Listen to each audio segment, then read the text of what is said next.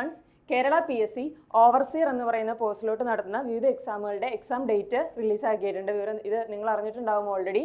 So exam date എന്ന് പറയുന്നത് നവംബറിലാണ്. So ഈ എക്സാമിന് വേണ്ടി പ്രിപ്പയർ ചെയ്യുന്ന ഒരു സ്റ്റുഡൻറ്റ് നിർബന്ധമായും അറിഞ്ഞിരിക്കേണ്ട ഒരു കാര്യമാണ് ഈ എക്സാമിലോട്ട് PSC നേരത്തെ നടത്തിയിട്ടുള്ള എക്സാമിൻ്റെ വിവിധ ക്വസ്റ്റ്യൻ പേപ്പറുകൾ. സോ ഈ ഒരു സെഷനിൽ നമ്മൾ ചെയ്യുന്നത് അതായത് ഓവർസിയർ എന്ന് പറയുന്ന പോസ്റ്റിലോട്ട് PSC നടത്തിയ ഒരു പ്രീവിയസ് ആയിട്ട് നടത്തിയ ഒരു എക്സാമിൻ്റെ ക്വസ്റ്റ്യൻ പേപ്പറാണ് നമ്മൾ ഈ സെഷനിൽ ഡിസ്കസ് ചെയ്യാൻ പോകുന്നത്. അതിൽ ഈ എക്സാം നടത്തിയിരിക്കുന്നത് PWD/ഇറിഗേഷൻ, അതായത് PWD അല്ലെങ്കിൽ ഇറിഗേഷൻ ഡിപ്പാർട്ട്മെൻറ്റിലോട്ടാണ് ഈ എക്സാം കണ്ടക്ട് ചെയ്തിരിക്കുന്നത്. ഇതിൻ്റെ ക്വസ്റ്റ്യൻ പേപ്പർ കോഡ് എന്ന് പറയുന്നത് 241/2007. സോ 2007 നോട്ടിഫൈ ചെയ്തിരിക്കുന്ന ഓവർസിയർ എന്ന് പറയുന്ന ഒരു പോസ്റ്റിലോട്ട് നടത്തിയ എക്സാമിൻ്റെ ക്വസ്റ്റ്യൻ പേപ്പറാണ് നമ്മൾ ഈ സെഷനിൽ ഡിസ്കസ് ചെയ്യാൻ പോകുന്നത്. സോ നമുക്ക് സ്റ്റാർട്ട് ചെയ്യാം. So, നമുക്ക് ഫസ്റ്റ് ക്വസ്റ്റ്യൻ ഡിസ്കസ് ചെയ്യാം. First question, which of the following is A starter use for 3-phase slip ring induction motor? Option A rotor resistance, option B auto transformer, option C star delta and option D stator resistance. നമ്മളോട് question ചോദിച്ചിരിക്കുന്നത് എന്താണ്? നമ്മൾ 3-phase slip ring induction മോട്ടറിന് ഏത് സ്റ്റാർട്ടറാണ് നമ്മൾ use ചെയ്യുന്നതെന്നാണ്. First of all നമ്മൾ എന്തിനാണ് ഈ starter use ചെയ്യുന്നതെന്ന് അറിയണം അല്ലേ? എന്തിനാണ് നമ്മൾ സ്റ്റാർട്ടർ യൂസ് ചെയ്യുന്നത്? സ്റ്റാർട്ടർ നമ്മളെ ഇനീഷ്യൽ, അതായത് നമുക്കറിയാം ഒരു ഇൻഡക്ഷൻ മോട്ടർ എന്ന് പറയുന്നത് നമുക്ക് എന്താണെന്ന് പറയുക, ഒരു റൊട്ടേറ്റിംഗ് ട്രാൻസ്ഫോമറിനോട് ഈക്വലൻ്റ് ആണല്ലേ. അതായത് ആ സ്റ്റാർട്ടിംഗ് മൊമെന്റിൽ നമ്മുടെ induction motor is equivalent to a transformer with its secondary state with its winding short circuit, അല്ലെങ്കിൽ ഒരു is equivalent to a transformer with its secondary winding short circuited. അതായത് സെക്കൻഡറി വൈൻഡിങ് ഷോർട്ട് സർക്യൂട്ടഡ് ആയ ഒരു ട്രാൻസ്ഫോമറിനോട് equivalent ആണ് ഏത്? നമ്മുടെ induction motor starting മൊമെന്റിൽ. അതുകൊണ്ട് എന്ത് പറ്റും? സെക്കൻഡറി ഷോർട്ട് സർക്യൂട്ടഡ് ആണെങ്കിൽ നമുക്കറിയാം ഒരു ഹൈ കറണ്ട് ആയിരിക്കും അല്ലേ നമ്മുടെ ട്രാൻസ്ഫോമർ കൂടെ പാസ് ചെയ്യുന്നത്. സോ അതുപോലെ തന്നെ നമ്മുടെ ഇൻഡക്ഷൻ മോട്ടർ കൂടെ എന്ത് സംഭവിക്കും? ആ സ്റ്റാർട്ടിംഗ് മൊമെന്റിൽ ഇത് ട്രാൻസ്ഫോമറിനോട് ഈക്വലൻ്റ് ആയതുകൊണ്ട് ഒരു high starting current which is 5 to 6 times the full load current of the induction motor. അതായത് ഇൻഡക്ഷൻ മോട്ടറിന്റെ ഫുൾ ലോഡ് കറണ്ടിന്റെ 5 to 6 times ഒരു കറണ്ട് ആയിരിക്കും നമ്മുടെ ഇൻഡക്ഷൻ മോട്ടറിൽ ആ സ്റ്റാർട്ടിംഗ് മൊമെന്റിൽ ഫ്ലോ ചെയ്യുന്നത്. സോ അത് ലിമിറ്റ് ചെയ്യാൻ വേണ്ടിയിട്ടാണ് നമ്മൾ ഏത് യൂസ് ചെയ്യുന്നത്? സ്റ്റാർട്ടർ നമ്മൾ ഇൻഡക്ഷൻ മോട്ടറിൽ നമ്മൾ യൂസ് ചെയ്യുന്നത്. ഓക്കെ, ഇനി ഏത് സ്റ്റാർട്ടർ ഏതൊക്കെ ഇൻഡക്ഷൻ മോട്ടറിനാണ് യൂസ് ചെയ്യുന്നതെന്ന് അറിയണമെങ്കിൽ നമ്മൾ ഫസ്റ്റ് ഇൻഡക്ഷൻ മോട്ടറിന്റെ 2 ടൈപ്സ് നമ്മൾ അറിഞ്ഞിരിക്കണം അല്ലേ? 2 ടൈപ്സ് എന്ന് പറയുന്നത് ഏതൊക്കെയാണ്? ഇൻഡക്ഷൻ മോട്ടറിന്റെ 2 ടൈപ്സ് എന്ന് പറയുന്നത് സ്ക്വിറൽ ഗേജ് ഇൻഡക്ഷൻ മോട്ടറും സ്ലിപ്പ് റിംഗ് ഇൻഡക്ഷൻ മോട്ടറും. സോ ഫസ്റ്റ് നമുക്ക് സ്ക്വിറൽ ഗേജ് ഇൻഡക്ഷൻ മോട്ടറിന്റെ കൺസ്ട്രക്ഷൻ ഒന്ന് നോക്കാം. Squirrel cage induction motor, slip ring induction motor, ഈ ക്ലാസിഫിക്കേഷൻ വരുന്നത് അതിന്റെ റോട്ടർ കൺസ്ട്രക്ഷനുള്ള ഡിഫറൻസ് കൊണ്ടാണ്. നമുക്കറിയാം ഇൻഡക്ഷൻ മോട്ടറിന്റെ സ്റ്റേറ്ററിൽ നമുക്കൊരു 3-phase വൈൻഡിങ് ആയിരിക്കും ഉണ്ടായിരുന്നത്. ആ 3-phase വൈൻഡിങ്ങിലോട്ട് ഞാനൊരു 3-phase സപ്ലൈ കൊടുക്കുമ്പോൾ എന്ത് പറ്റും? ഒരു റിവോൾവിംഗ് മാഗ്നറ്റിക് ഫീൽഡ് പ്രൊഡ്യൂസ് ചെയ്യും. ഇവിടെ ഡിഫറൻസ് വരുന്നത് അതിന്റെ റോട്ടർ കൺസ്ട്രക്ഷനിലാണ്. സ്ക്വിറൽ ഗേജ് ഇൻഡക്ഷൻ മോട്ടർ എന്ന് പറയുമ്പോൾ അതിന്റെ റോട്ടർ നമ്മൾ സ്ലോട്ട് ചെയ്തിട്ടുണ്ടാവും. അതായത് ഒരു സിലിക്കൺ സ്റ്റീൽ ലാമിനേഷൻ കൊണ്ട് നമ്മൾ നമ്മുടെ റോട്ടർ ഉണ്ടാക്കും. അതിനുശേഷം അതിൽ നമ്മൾ സ്ലോട്ട്സ് കട്ട് ചെയ്തിട്ടുണ്ടാവും. ആ സ്ലോട്ട്സിൽ നമ്മൾ നമ്മുടെ കോപ്പർ അല്ലെങ്കിൽ അലുമിനിയം ബാൾസ് വെക്കും. സോ ഈ കാണിച്ചിരിക്കുന്നതാണ് നമ്മുടെ സ്ലോട്ട്സ് കട്ട് ചെയ്തിട്ട് അതിൽ ഈ കോപ്പർ ബാർസ് ആണ് യെല്ലോ കളറിൽ കാണിച്ചിരിക്കുന്നത്. സോ ഈ കോപ്പർ ബാർ അറ്റ് ദ എൻഡിൽ നമ്മൾ എൻഡ്രിങ്സ് എന്ന് വെച്ച് കഴിഞ്ഞാൽ ഒരു കോപ്പർ റിംഗ് ആണ്. ഈ കോപ്പർ റിംഗ് വെച്ച് നമ്മൾ ഷോർട്ട് സർക്യൂട്ട് ചെയ്തേക്കുമായിരിക്കും. സോ എൻ്റയർ സ്ട്രക്ചർ എന്ന് പറയുന്നത് ഒരു സ്ക്വിറലിന്റെ കേജ് പോലെ നമുക്ക് തോന്നും. അതുകൊണ്ടാണ് നമ്മൾ ഇതിന് എന്തെന്ന് പറയുന്നത്? സ്ക്വിറൽ ഗേജ് ഇൻഡക്ഷൻ മോട്ടർ എന്ന് പറയുന്നത്. സോ ഈ ഫിഗർ നോക്കിക്കഴിഞ്ഞാൽ നിങ്ങൾക്ക് മനസ്സിലാവും ഈ ഒരു റെസിസ്റ്ററിലോട്ട് അല്ലെങ്കിൽ ഈ ഒരു റോട്ടറിലോട്ട് നമുക്ക് ഒരിക്കലും ഒരു എക്സ്ട്രാ റെസിസ്റ്റൻസ് എനിക്ക് ആഡ് ചെയ്യാൻ പറ്റത്തില്ല. കാരണം ഇത് പെർമനന്റ്ലി എൻഡ്രിങ്സ് വെച്ചിട്ട് ഈ കണ്ടക്ടേഴ്സ് നമ്മൾ ഷോർട്ടഡ് ആണ്. അതുകൊണ്ട് ഒരിക്കലും ഒരു എക്സ്ട്രാ റെസിസ്റ്റൻസ് നമുക്ക് ഇങ്ങോട്ട് ആഡ് ചെയ്യാൻ പറ്റില്ല. ഈ സ്ക്വിറൽ ഗേജ് ഇൻഡക്ഷൻ മോട്ടറിലോട്ട് നമുക്ക് ആഡ് ചെയ്യാൻ പറ്റത്തില്ല. സോ അതാണ് നമ്മുടെ സ്ക്വിറൽ ഗേജ് ഇൻഡക്ഷൻ മോട്ടറിന്റെ ഒരു കൺസ്ട്രക്ഷൻ എന്ന് പറയുന്നത്. ഇനി next other type of induction motor ആണ് നമ്മുടെ സ്ലിപ്പ് റിംഗ് ഇൻഡക്ഷൻ മോട്ടർ എന്ന് പറയുന്നത്. സ്ലിപ്പ് റിംഗ് ഇൻഡക്ഷൻ മോട്ടറിൽ നമുക്ക് സ്റ്റേറ്റർ പോലെ തന്നെ 3-phase വൈൻഡിങ് ആയിരിക്കും നമ്മുടെ എവിടെ ഉണ്ടാവുന്നത്? നമ്മുടെ റോട്ടറിൽ ഉണ്ടാവുന്നത്. അതിനുശേഷം ഈ 3-phase വൈൻഡിങ് നമ്മൾ 3 സ്ലിപ്പ് റിംഗ്സിലോട്ട് കണക്ട് ചെയ്യും. ആ സ്ലിപ്പ് റിംഗ്സ് നമ്മൾ 3 ബ്രഷിലോട്ട് കണക്ട് ചെയ്തിട്ടുണ്ടാവും. സോ ഈ ഒരു സ്ലിപ്പ് റിംഗ് ഇൻഡക്ഷൻ മോട്ടറിന്റെ advantage compare to squirrel cage induction motor എന്താണെന്ന് വെച്ച് കഴിഞ്ഞാൽ നമുക്ക് ഇവിടെ എക്സ്റ്റേണൽ റെസിസ്റ്റൻസ് വേണമെങ്കിൽ എങ്ങോട്ട് എനിക്ക് കണക്ട് ചെയ്യാൻ പറ്റും? ബ്രഷ് വഴി സ്ലിപ്പ് റിംഗിലോട്ട് എനിക്ക് കണക്ട് ചെയ്യാൻ പറ്റും. അതാണ് ഈ സ്ലിപ്പ് റിംഗ് ഇൻഡക്ഷൻ മോട്ടറിന്റെ ഒരു അഡ്വാൻറ്റേജ് എന്ന് പറയുന്നത് compare to squirrel cage induction motor. Squirrel cage induction മോട്ടറിലെ റോട്ടർ കണ്ടക്ടേഴ്സ് പെർമനന്റ്ലി ഷോർട്ടഡ് ആണ്. അതുകൊണ്ട് എനിക്ക് എക്സ്റ്റേണൽ റെസിസ്റ്റൻസ് ഒന്നും എനിക്ക് ആഡ് ചെയ്യാൻ പറ്റില്ല. പക്ഷേ ഇവിടെ എനിക്ക് എക്സ്റ്റേണൽ റെസിസ്റ്റൻസ് എനിക്ക് ആഡ് ചെയ്യാം. ഇതാണ് ഇത് തമ്മിലുള്ള ഒരു മേജർ ഡിഫറൻസ് എന്ന് പറയുന്നത്. ഓക്കെ, അപ്പോൾ നമ്മുടെ ക്വസ്റ്റിനിൽ ചോദിച്ചേക്കുന്ന ഏത് സ്റ്റാർട്ടർ ആണ് സ്ലിപ്പ് റിംഗ് ഇൻഡക്ഷൻ മോട്ടറിനെ യൂസ് ചെയ്യുന്നതെന്നാണ്. സ്റ്റാർട്ടർ ഞാൻ പറഞ്ഞു, സ്റ്റാർട്ടർ നമ്മൾ യൂസ് ചെയ്യുന്ന ഇനീഷ്യൽ സ്റ്റാർട്ടിംഗ് കറണ്ടിനെ ലിമിറ്റ് ചെയ്യാൻ വേണ്ടിയിട്ടാണ് നമ്മൾ സ്റ്റാർട്ടർ യൂസ് ചെയ്യുന്നത്. ഡിഫറൻറ്റ് സ്റ്റാർട്ടേഴ്സ് നമ്മൾ ഏതിന് യൂസ് ചെയ്യാറുണ്ട്? നമ്മൾ ഇൻഡക്ഷൻ മോട്ടറിനെ യൂസ് ചെയ്യാറുണ്ട്. അതായത് primary resistance starter, then star delta starter, auto transformer starter, അതുകൂടാതെ റോട്ടർ റെസിസ്റ്റൻസ് സ്റ്റാർട്ടർ. ഇതാണ് different starters use for induction motor. അതിൽ ഞാൻ പറഞ്ഞു സ്ലിപ്പ് റിംഗ് ഇൻഡക്ഷൻ മോട്ടറിന്റെ കാര്യമാണ് നമ്മുടെ ക്വസ്റ്റ്യൻ ഇവിടെ ചോദിച്ചേക്കുന്നത് അല്ലേ? സ്ലിപ്പ് റിംഗ് ഇൻഡക്ഷൻ മോട്ടറിൽ ഞാൻ പറഞ്ഞു നമുക്ക് റോട്ടർ സർക്യൂട്ടിൽ നമുക്ക് റെസിസ്റ്റൻസ് ആഡ് ചെയ്യാൻ പറ്റും. അത് അതിന്റെ അഡ്വാൻറ്റേജ് ആണ്. സോ അഡ്വാൻറ്റേജ് ഫുൾ ആയിട്ട് നമുക്ക് യൂട്ടിലൈസ് ചെയ്യണമെങ്കിൽ നമ്മൾ ഏത് സ്റ്റാർട്ടർ ആയിരിക്കണം സ്ലിപ്പ് റിംഗ് ഇൻഡക്ഷൻ മോട്ടറിൽ നമ്മൾ യൂസ് ചെയ്യേണ്ടത്? നമ്മൾ യൂസ് ചെയ്യേണ്ടത് റോട്ടർ റെസിസ്റ്റൻസ് സ്റ്റാർട്ടർ ആയിരിക്കും. ബാക്കി സ്റ്റാർട്ടേഴ്സ് ഓട്ടോ ട്രാൻസ്ഫോമർ സ്റ്റാർട്ടറും സ്റ്റാർ ഡെൽറ്റ സ്റ്റാർട്ടറും സ്റ്റേറ്റർ റെസിസ്റ്റൻസ് സ്റ്റാർട്ടർ നമ്മൾ നോർമലി യൂസ് ചെയ്യുന്നത് സ്ക്വിറൽ ഗേജ് ഇൻഡക്ഷൻ മോട്ടറിനായിരിക്കും. സ്ലിപ്പ് റിംഗ് ഇൻഡക്ഷൻ മോട്ടറിൽ അതിലോട്ട് നമുക്ക് എക്സ്റ്റേണൽ റെസിസ്റ്റൻസ് കണക്ട് ചെയ്യാം എന്നതുകൊണ്ട് നമ്മൾ യൂസ് ചെയ്യുന്നത് ഏത് സ്റ്റാർട്ടർ ആയിരിക്കും? റോട്ടർ റെസിസ്റ്റൻസ് സ്റ്റാർട്ടർ ആണ് നമ്മൾ കൂടുതലും ഏതിന് പ്രിഫർ ചെയ്യുന്ന? സ്ലിപ്പ് റിംഗ് ഇൻഡക്ഷൻ മോട്ടറിന് നമ്മൾ പ്രിഫർ ചെയ്യുന്നത്. ഈ സ്റ്റാർട്ടർ ഒക്കെ എന്താ ചെയ്യുന്നതെന്ന് വെച്ച് കഴിഞ്ഞാൽ അതിന്റെ സ്റ്റാർട്ടിംഗ് മൊമെന്റിൽ എന്ത് സംഭവിക്കും? ആ ഹൈ കറണ്ട് കുറയ്ക്കാൻ വേണ്ടിയിട്ട് സ്റ്റാർട്ടിംഗ് മൊമെന്റിൽ ഒരു റെഡ്യൂസ്ഡ് വോൾട്ടേജ് ആയിരിക്കും നമ്മുടെ സ്റ്റേറ്റർ വൈൻഡിങ്ങിലോട്ട് അപ്ലൈ ചെയ്യുന്നത്. സോ റെഡ്യൂസ്ഡ് വോൾട്ടേജ് അപ്ലൈ ചെയ്യുമ്പോൾ ആ റെഡ്യൂസ്ഡ് വോൾട്ടേജ് ഉണ്ടാകുന്ന സ്റ്റാർട്ടിംഗ് കറണ്ടിന്റെ വാല്യൂവും കുറവായിരിക്കും. വൺസ് മെഷീൻ അത് സ്പീഡ് പിക്ക് ചെയ്ത് അതിന്റെ റേറ്റഡ് സ്പീഡിൽ എത്തിക്കഴിയുമ്പോൾ നമ്മൾ അതിലോട്ട് നമ്മുടെ ഫുൾ വോൾട്ടേജ് അപ്ലൈ ചെയ്യും. അതാണ് ഈ സ്റ്റാർട്ടറിന്റെ അല്ലെങ്കിൽ ഈ ഡിഫറെന്റ് ടൈപ്സ് ഓഫ് സ്റ്റാർട്ടറിന്റെ വർക്കിംഗ് പ്രിൻസിപ്പിൾ എന്ന് പറയുന്നത്. സോ നമ്മുടെ ക്വസ്റ്റിന്റെ ആൻസർ എന്താണ്? സ്ലിപ്പ് റിംഗ് ഇൻഡക്ഷൻ മോട്ടറിന് നമ്മൾ യൂസ് ചെയ്യുന്ന സ്റ്റാർട്ടർ എന്ന് പറയുന്ന റോട്ടർ റെസിസ്റ്റൻസ് സ്റ്റാർട്ടേഴ്സ് ആയിരിക്കും. ഈ സ്റ്റാർട്ടേഴ്സ് നമ്മൾ മെയിൻലി യൂസ് ചെയ്യുന്നത് ഏതിനായിരിക്കും? നമ്മൾ സ്ക്വിറൽ ഗേജ് ഇൻഡക്ഷൻ മോട്ടറിനാണ് നമ്മൾ മെയിൻ ആയിട്ടും അത് സ്റ്റാർട്ടേഴ്സ് നമ്മൾ യൂസ് ചെയ്യുന്നത്. ഓക്കെ, നമുക്ക് നെക്സ്റ്റ് ക്വസ്റ്റ്യൻ നോക്കാം. Okay, next question. The conductor used for overhead transmission lines. Option A copper, option B ACSR, option C steel, option D silver. So ഏത് നമ്മൾ overhead transmission ലൈനിൽ ഏത് കണ്ടക്ടറാണ് നമ്മൾ യൂസ് ചെയ്യുന്നത്? അതായത് ഇതെല്ലാം വേണമെങ്കിൽ നമുക്ക് യൂസ് ചെയ്യാം, പക്ഷേ ഇതിന് ഓരോന്നിനും അതിൻ്റേതായിട്ടുള്ള ഓരോരോ ലിമിറ്റേഷൻസ് ഉണ്ട്. നമ്മൾ ട്രാൻസ്മിഷൻ ലൈന് മെയിൻ ആയിട്ട് നമ്മൾ യൂസ് ചെയ്യുന്ന കണ്ടക്ടർ എന്ന് പറയുന്നത് ACSR കണ്ടക്ടേഴ്സ് ആണ്. ACSR കണ്ടക്ടർ എന്ന് വെച്ചാൽ aluminium conductor steel reinforced. So എന്തുകൊണ്ട് നമ്മൾ ബാക്കി കണ്ടക്ടേഴ്സ് യൂസ് ചെയ്യുന്നില്ല എന്ന് നമുക്ക് നോക്കാം. ഫസ്റ്റ് നമ്മൾ നോക്കുമ്പം കോപ്പർ നമുക്കറിയാം, കോപ്പറിന് ഹൈ കണ്ടക്ടിവിറ്റി ആണ്. ഹൈ കണ്ടക്ടിവിറ്റി അത് ട്രാൻസ്മിഷൻ ലൈൻ ഏറ്റവും സ്യൂട്ടബിൾ ആണ്, പക്ഷെ നമ്മൾ യൂസ് ചെയ്യില്ല. കാരണം എന്താണ്? അതിന്റെ കോസ്റ്റ് എന്ന് പറയുന്നത് ഭയങ്കര കൂടുതലാണ്. അതുപോലെ തന്നെ സിൽവറൊക്കെ നമുക്കറിയാം കണ്ടക്ടിവിറ്റി ഭയങ്കര ഹൈ ആണ്, പക്ഷെ അതിന്റെ കോസ്റ്റ് കാരണം നമ്മൾ എന്ത് യൂസ് ചെയ്യില്ല? ഈ കോപ്പറും സിൽവറും ഒന്നും യൂസ് ചെയ്യില്ല. സോ നമ്മൾ നോർമലി യൂസ് ചെയ്യുന്നത് അലുമിനിയം ആണ്.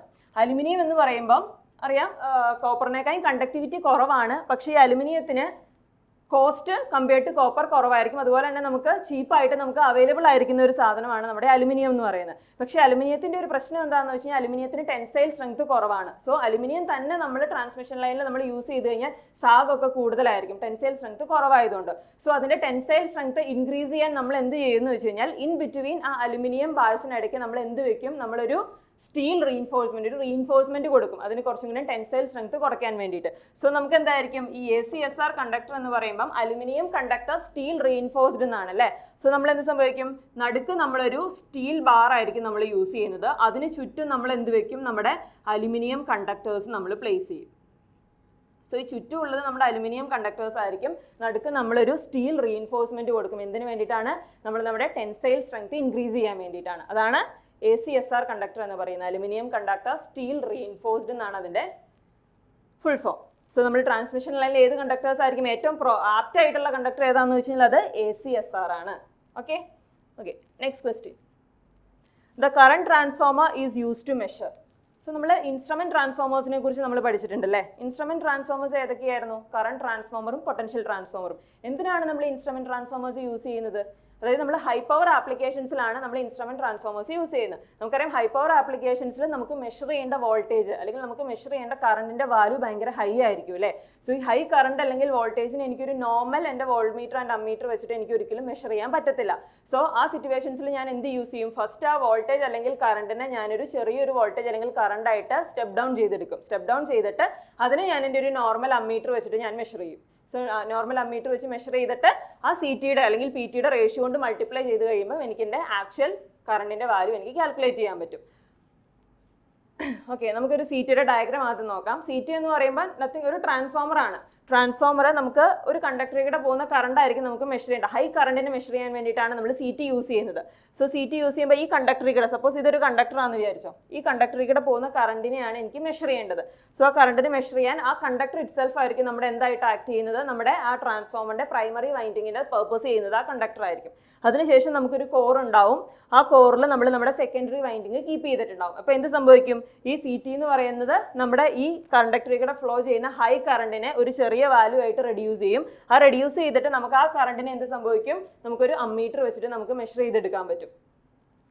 അതിനുശേഷം നമ്മുടെ ആക്ച്വൽ കറണ്ടിന്റെ വാല്യൂ കാണാൻ നമ്മൾ ആ അമ്മീറ്റർ കറണ്ടിനെ CTയുടെ റേഷ്യോ വെച്ച് മൾട്ടിപ്ലൈ ചെയ്യുക. അന്നേരം നമുക്ക് ആ കണ്ടക്ടറിലൂടെ ഫ്ലോ ചെയ്യുന്ന ആക്ച്വൽ കറണ്ടിന്റെ വാല്യൂ നമുക്ക് കിട്ടും. സോ എന്തിനാണ് നമ്മൾ CT യൂസ് ചെയ്യുന്നത്? CT is use to measure high current. High കറണ്ടിനെ മെഷർ ചെയ്യാൻ വേണ്ടിയിട്ടാണ് നമ്മൾ കറണ്ട് ട്രാൻസ്ഫോമർ നമ്മൾ യൂസ് ചെയ്യുന്നത്. സോ നമ്മുടെ ഓപ്ഷനിൽ എന്തൊക്കെയാണുള്ളത്? ഓപ്ഷൻ എയിൽ പറഞ്ഞിരിക്കുന്ന high voltage, option B frequency, option C high current, option D power factor. So നമ്മുടെ ഓപ്ഷൻ ആൻസർ ഏതായിരിക്കും? CT നമ്മൾ യൂസ് ചെയ്യുന്നത് ഹൈ കറണ്ട് മെഷർ ചെയ്യാൻ വേണ്ടിയിട്ടാണ് അല്ലേ. സോ നമ്മുടെ ആൻസർ എന്ന് പറയുന്ന ഓപ്ഷൻ സി ആയിരിക്കും. It is use to measure high current. Okay, നമുക്ക് നെക്സ്റ്റ് ക്വസ്റ്റ്യൻ നോക്കാം. Next question is the squirrel cage type rotor is used in. So നമ്മൾ ഫസ്റ്റ് ക്വസ്റ്റ്യൻ ഡിസ്കസ് ചെയ്തപ്പോൾ നമ്മൾ പറഞ്ഞതാണ് നമ്മുടെ ഇൻഡക്ഷൻ മോട്ടറിന്റെ 2 ടൈപ്സ് അല്ലേ. ആ 2 ടൈപ്സ് വരുന്നത് അതിന്റെ റോട്ടറിലെ കൺസ്ട്രക്ഷന്റെ ഡിഫറൻസ് കൊണ്ടായിരുന്നു. ഏതൊക്കെയായിരുന്നു 2 ടൈപ്സ് ഓഫ് റോട്ടർ എന്ന് പറയുന്നത്?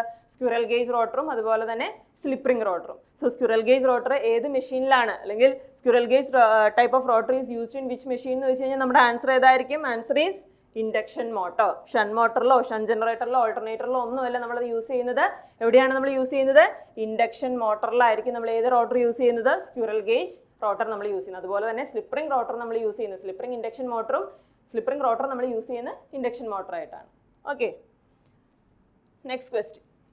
The power factor of a 3-phase loading system can be improved by connecting.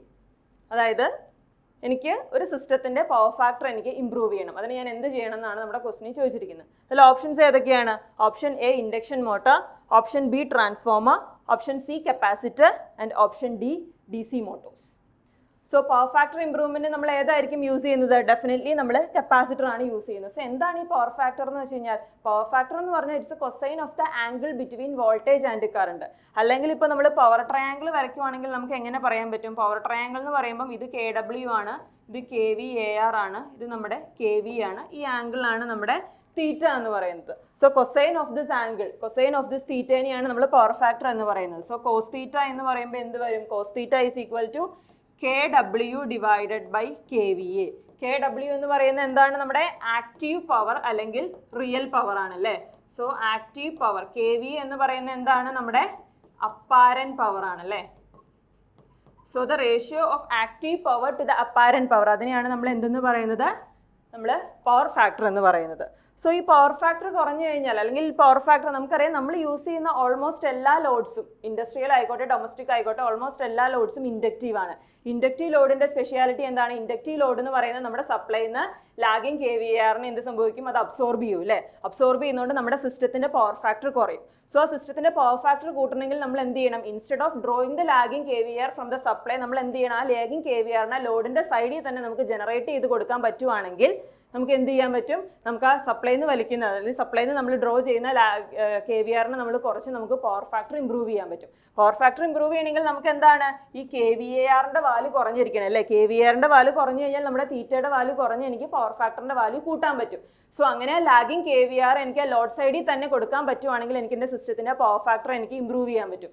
So അങ്ങനെ ലാഗിങ് KVAR കൊടുക്കുന്നത് ഏതാണ്? അല്ലെങ്കിൽ ലാഗിങ് KVAR സപ്ലൈ ചെയ്യുന്ന എക്യുപ്മെന്റ് ആണ് നമ്മുടെ കപ്പാസിറ്റർ എന്ന് പറയുന്നത്. സോ ലോഡ് സൈഡിൽ നമ്മൾ എന്ത് സംഭവിക്കും? നമ്മുടെ ലോഡിന് പാരലായിട്ട് ഒരു കപ്പാസിറ്റർ കണക്ട് ചെയ്യും. സോ ഇൻഡക്ടറിന് എത്രമാത്രം ലാഗിങ് KVAR വേണം അത്രയും ലാഗിങ് KVAR ആര് പ്രൊവൈഡ് ചെയ്യും? നമ്മുടെ കപ്പാസിറ്റർ പ്രൊവൈഡ് ചെയ്യും. സോ എന്ത് സംഭവിക്കും? അത് സപ്ലൈയിൽ നിന്ന് വലിക്കില്ല. അങ്ങനെ നമുക്ക് നമ്മുടെ സിസ്റ്റത്തിന്റെ പവർ ഫാക്ടർ എന്ത് സംഭവിക്കും? നമുക്ക് ഇംപ്രൂവ് ചെയ്യാൻ പറ്റും.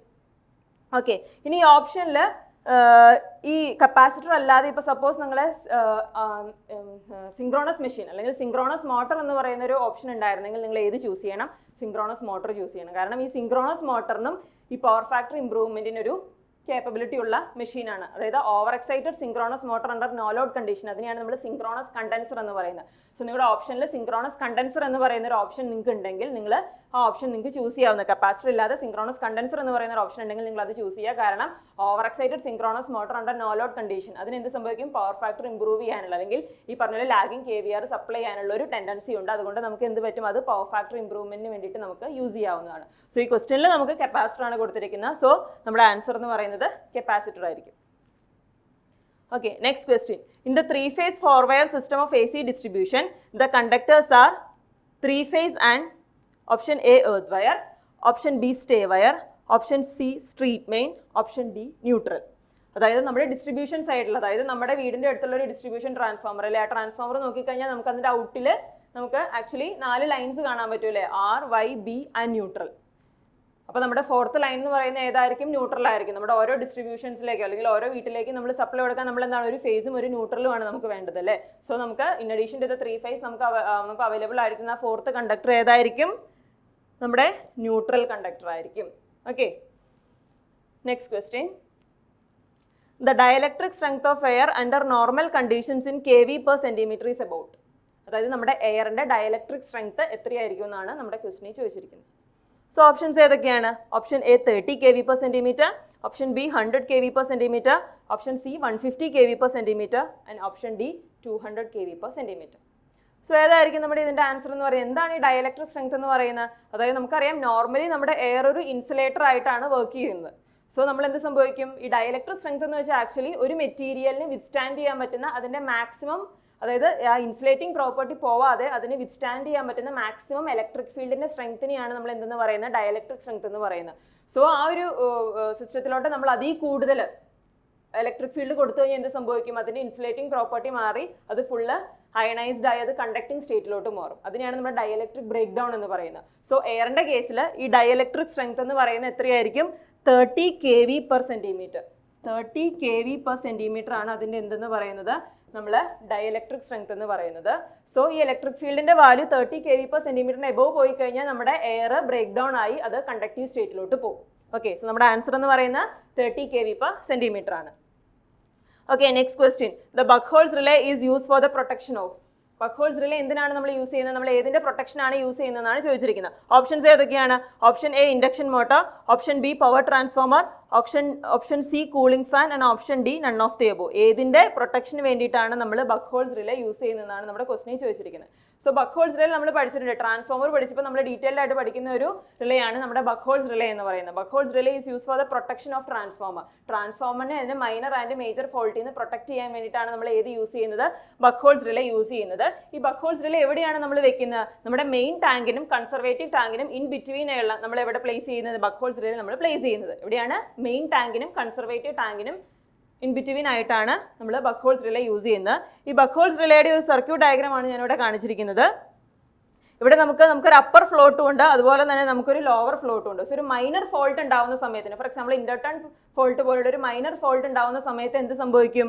ഈ നമ്മുടെ ഈ ബക്ക്ഹോൾസ് റിലേയിൽ കുറെ, അതായത് നമുക്കറിയാം ഫോൾട്ട് ഉണ്ടാകുമ്പോൾ, ഒരു മൈനർ ഫോൾട്ട് ഉണ്ടാകുമ്പോൾ കുറെ ഹീറ്റ് ജനറേറ്റഡ് ആവും അല്ലേ? ഹീറ്റ് ജനറേറ്റഡ് ആകുമ്പോൾ നമ്മുടെ ട്രാൻസ്ഫോമർ ഓയിൽ ഡീകമ്പോസ് ചെയ്യും. ട്രാൻസ്ഫോമർ ഓയിൽ ഡീകമ്പോസ് ചെയ്ത് കുറെ ഗ്യാസസ് പ്രൊഡ്യൂസ് ചെയ്യും. ഈ ഗ്യാസസ് എവിടെ വന്ന് അക്യുമുലേറ്റ് ചെയ്യും? നമ്മുടെ ഈ ബക്ക്ഹോൾസ് ചേമ്പറിന്റെ ടോപ്പിൽ വന്ന് അക്യുമുലേറ്റ് ചെയ്യും. അന്നേരം അതൊരു പ്രഷർ എക്സേർട്ട് ചെയ്യും അല്ലേ? ആ പ്രഷർ കൊണ്ട് നമുക്ക് എന്ത് സംഭവിക്കും? ഇതിങ്ങനെ അക്യുമുലേറ്റ് ചെയ്യുന്നതനുസരിച്ച് നമ്മുടെ ഈ ബക്ക്ഹോൾസ് കണ്ടെയ്നറിൽ ഓയിലിന്റെ ലെവൽ കുറയും. ഓയിലിന്റെ ലെവൽ കുറയുമ്പം നമ്മുടെ ഈ അപ്പർ ഫ്ലോട്ട് എന്ന് പറയുന്നത് എന്താണ്? അപ്പർ ഫോൾട്ട് താഴ്ത്തോട്ട് വരും അല്ലേ? അപ്പർ ഫോൾട്ട് ടിൽട്ട് ആകുമ്പോൾ എന്ത് സംഭവിക്കും? നമ്മുടെ മെർക്കുറി സ്വിച്ച്, ഈ ഓരോ ഫ്ലോട്ടിന്റെ മുകളിൽ നമ്മൾ ഓരോ മെർക്കുറി സ്വിച്ച് പ്രൊവൈഡ് ചെയ്തിട്ടുണ്ട്. സോ ഈ അപ്പർ ഫ്ലോട്ടിന്റെ മുകളിലുള്ള മെർക്കുറി സ്വിച്ച് എന്ത് സംഭവിക്കും? ടിൽട്ട് ആവും. അതൊരു അലാം സർക്യൂട്ടിലോട്ടാണ് നമ്മൾ കണക്ട് ചെയ്തിരിക്കുന്നത്. സോ അലാം സർക്യൂട്ട് എനർജൈസ് ചെയ്യും, നമുക്കൊരു വാണിംഗ് തരും. മൈനർ ഫോൾട്ടിന്റെ സമയത്ത് ഈ ബക്ക്ഹോൾസ് റിലേയിൽ നമുക്കൊരു വാണിംഗ് ആണ് തരുന്നത്. എന്തൊക്കെയോ പ്രശ്നങ്ങൾ അവിടെ ട്രാൻസ്ഫോമറിൽ സംഭവിച്ചിട്ടുണ്ട്. സോ നമുക്കത് നമ്മളോട് അതിനൊരു അറ്റൻഷൻ എടുക്കാനാണ് നമ്മുടെ ഈ ബക്ക്ഹോൾസ് റിലേ പറയുന്നത്. സോ ഇതിന്റെ മുകളിൽ നമുക്കൊരു പ്രഷർ റിലീസ് വാൽവ് ഉണ്ട്. ആ വാൽവ് ഓപ്പൺ ചെയ്തിട്ട് നമുക്ക് ഇതിൽ കളക്ട് ചെയ്തിരിക്കുന്ന ഗ്യാസസിനെ, അല്ലെങ്കിൽ ഇതിൽ അക്യുമുലേറ്റ് ചെയ്തിരിക്കുന്ന ഗ്യാസസിനെ നമുക്ക് കളക്ട് ചെയ്യാം. അത് സ്റ്റഡി ചെയ്തിട്ട് നമുക്ക് എന്ത് ഫോൾട്ടാണ് നമുക്ക് ഉണ്ടായിട്ടുള്ളതെന്ന് നമുക്ക് സ്റ്റഡി ചെയ്തെടുക്കാൻ പറ്റുന്നതാണ്. സോ ഇനി ഒരു മേജർ ഫോൾട്ട് ഉണ്ടാവുന്ന സമയത്ത്, ഫോർ എക്സാമ്പിൾ ഒരു ഫേസ് ടു എർത്ത് അല്ലെങ്കിൽ ഫേസ് ടു ഫേസ് ഫോൾട്ട് ഉണ്ടാവുന്ന സമയത്ത് നമുക്ക് എന്തായിരിക്കും? ഒരു ഭയങ്കര ഹീറ്റ് ആയിരിക്കും പ്രൊഡ്യൂസ് ചെയ്യുന്നത്. സോ ഹൈ ഹീറ്റിൽ large amount of gas produce ചെയ്യും. അന്നേരം എന്ത് സംഭവിക്കും? ഒരു ഹൈ പ്രഷറിലായിരിക്കും നമ്മുടെ ഈ ഗ്യാസ് നമ്മുടെ ഈ ബക്ക്ഹോൾ ചേമ്പറിലോട്ട് വരുന്നത്.